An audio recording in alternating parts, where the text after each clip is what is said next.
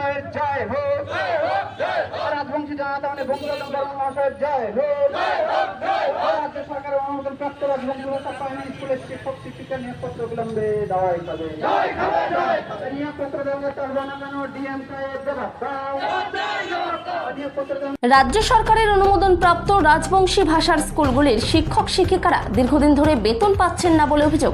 আর এই অভিযোগ তুলে রাজবংশী সংগঠন দি গ্রেটার কোচবিহার পিপলস অ্যাসোসিয়েশনের পক্ষ থেকে দক্ষিণ দিনাজপুর জেলার বালুরঘাট শহরে অনির্দিষ্টকালের জন্য ডিএম অফিসের সামনে গণ অবস্থানের ডাক দেওয়া হলো।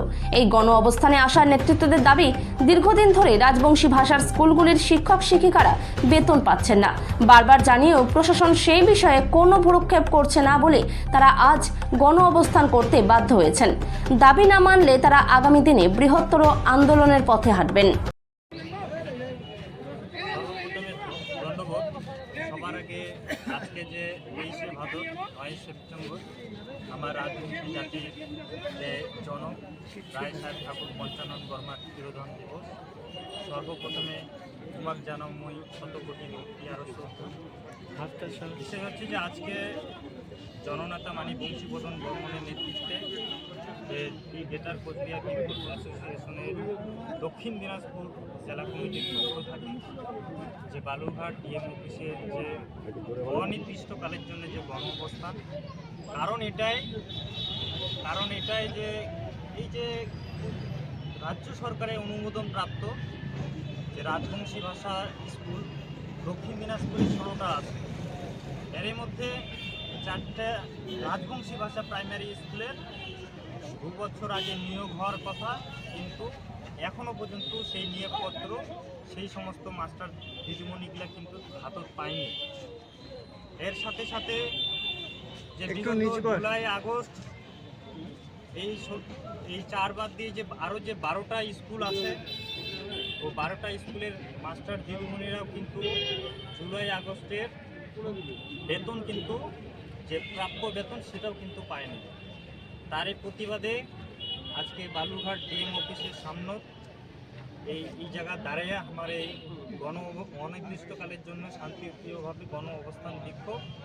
আরেকটা কথা, এই দক্ষিণ দিনাজপুরে রাজবংশী জনজাতির যে ভাষা ও সংস্কৃতির প্রতি যে বালুরঘাট ডিএমের যে দক্ষিণ দিনাজপুর ডিএম সাহেবের যে অবহেলা, যে বঞ্চনা, সেটা আমরা দীর্ঘদিন ধরে লক্ষ্য করছি।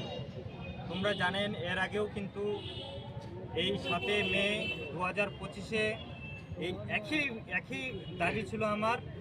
এই দাবি নিয়ে এই জায়গাতে আমরা কিন্তু এর আগেও অনির্দিষ্টকালে গণ অবস্থান করছি, কিন্তু তাতেও কিন্তু কোনো সুরা হয়নি, ফল কিন্তু পাইনি।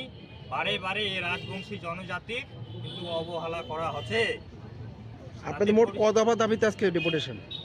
আমার দাবি 3টা দাবি। প্রথম দাবি হলো যে 4টে রাজবংশী ভাষার স্কুল এই 2 বছর ধরে দিবে আজ দিবে কাল দিবে করে এখনও যে পাইনি নিয়োগপত্র, সেটা অবিলম্বে দেওয়া হোক। আর দ্বিতীয় দাবি যে আজকের যে দেখেছি যে 2 মাস ধরে যে 12টা স্কুলের যে মাস্টার দিদিমণি বেতন পায় না, 2 বছর না 2 মাসের এই যে 12টা স্কুলের প্রাপ্য বেতন মানে জুলাই আগস্টের বেতন কিন্তু এখনও কিন্তু পাওয়া হয়নি।